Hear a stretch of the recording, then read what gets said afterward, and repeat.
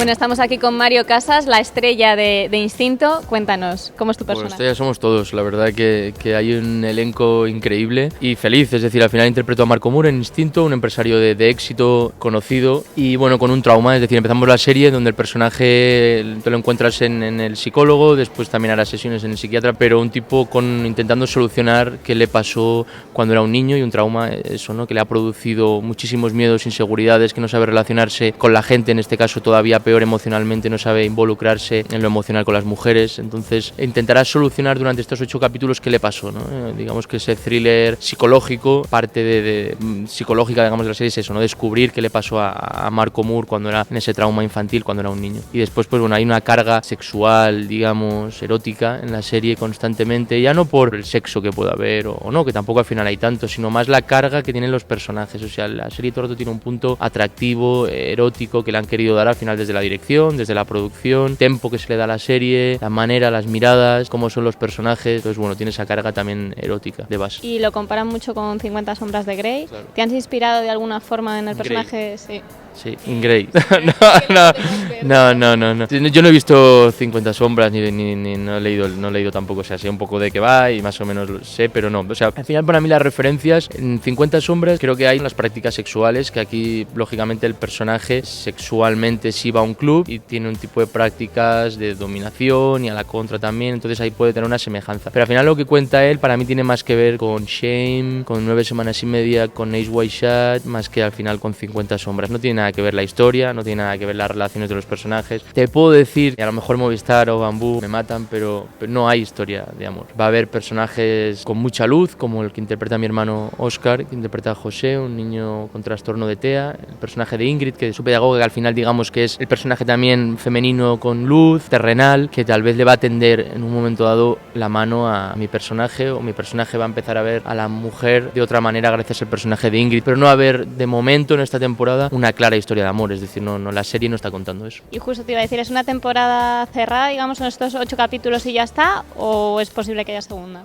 Bueno, si hay segunda querrá decir que ha ido bien y que la gente demanda otra temporada, pero de momento yo me centro en esta. Yo me centré cuando me ofrecen la serie en una temporada de momento. Entonces sí es muy interesante para mí ser solo una temporada. El personaje te lo van a dejar abierto por enterarse o descubrir qué le pudo pasar, y esa última secuencia, que tú al final el espectador hace el camino con Marco Moore y te enteras igual o no de lo que le pasó, y ahí va a acabar esa primera temporada, pero sí vamos a descubrir psicológicamente, vas a conocer a Marco Moore, ¿no? Entonces a mí me parecía interesante que en estos 8 capítulos se pudiese por lo menos cerrar una puerta que se abre al principio de la temporada, si hay una puerta que se cierra al final. Hacia la luz, hacia la oscuridad, eso ya se verá y ya lo verá el espectador, pero sí podríamos decir que hay una temporada que se cierra, pero se podría abrir lógicamente para una segunda temporada por donde acaba el personaje y saber, después de él conocer lo que conoce, dónde va a parar.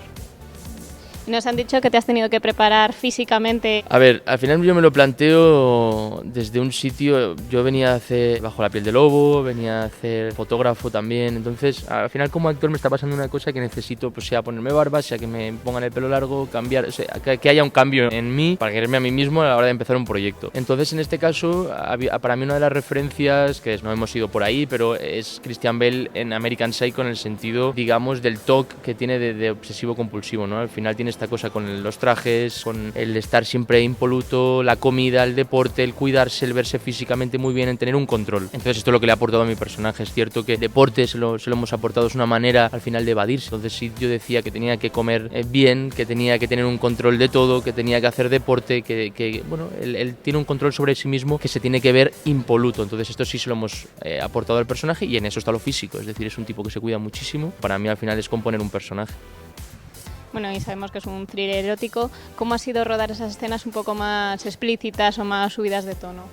Pues a veces complicado, por lo físico o por lo que conlleva hacer ese tipo de escenas, que siempre son desagradables de por sí, pero es más la carga emocional que tiene el personaje en esas escenas. Es decir, es lo que a él le produce esas escenas, que a veces son prácticas sexuales solo, a veces acompañado, pero es más todo lo que le provoca a él el sexo. Me intimidaba mucho más interpretar todo eso delante del equipo, que en un momento dado, pues lógicamente hacer una práctica de desnudo o no. Hay prácticas en la serie, hay momentos en los cuales, aunque parezca mentira, dependiendo de qué practicas, completamente o casi completamente vestido, ¿no? Tampoco quiero contar qué tipo porque en cada capítulo o cada 2, 3 capítulos, dependiendo emocionalmente cómo está el personaje, va a hacer una cosa o va a tirar hacia un sitio o hacia otro, ¿no? Entonces emocionalmente siempre está contando y siempre cuenta con lo sexual, pero para mí era más complejo cómo era el personaje emocionalmente en cada situación, podríamos decir, de prácticas sexuales en lo que al físico o a la ropa se refiere. ¿Te preparaste de alguna manera para...? Yo había alguna vez que, dependiendo de qué rodábamos, que fueron 2 semanas, podríamos decir, en ese club, yo estaba interpretando y estaba pasando lo que estaba pasando y me salía. O sea, conseguía convertirme en un segundo como espectador y veía lo que estaba pasando y todo eso, acababa la escena y a gente del equipo o gente que estaba en ese momento le decía no, o sea, no me puedo creer que esté haciendo lo que estoy haciendo. Que bueno, vuelvo a lo mismo, que al final es un poco, para mí la referencia también era Shame y es lo que hace Michael Fassbender y la relación que tiene él con el sexo, pues en este caso es lo mismo. Al final para mí lo traumático tiene que ver con el sexo, entonces intentaba todo el rato interpretar desde ahí, desde ese trauma, desde ese niño que fue un día y que se le crearon esas capas, ¿no? Entonces yo creo que hay cosas que no se van a emitir.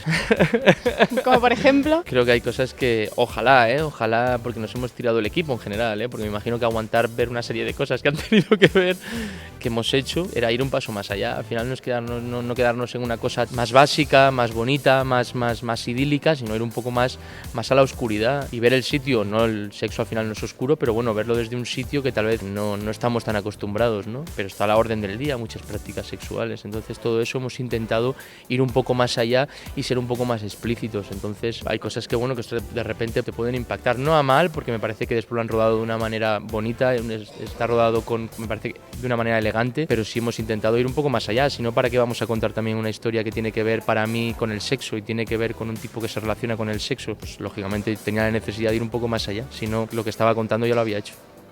¿Y qué es lo que te llama a ti la atención del guión para decir, quiero este papel? El personaje. Contar un personaje, sobre todo, tenía la curiosidad, aunque ya había trabajado en televisión, pero sí a lo mejor habían sido personajes, pues el de Los Hombres de Paco pues ya había entrado en la serie cuando había comenzado, en El Barco era público más amplio, más joven, eran más temporadas, tampoco era un personaje cerrado. En este caso son 8 capítulos, de momento, donde el personaje empieza en un sitio y acaba en otro. Es decir, yo al final compongo como actor un personaje, que son 50 minutos cada capítulo, con un arco de casi 8 horas, ¿no? Entonces me parecía muy interesante componer un personaje en vez de 1 hora y media que puede ser una película, como si fuesen 4.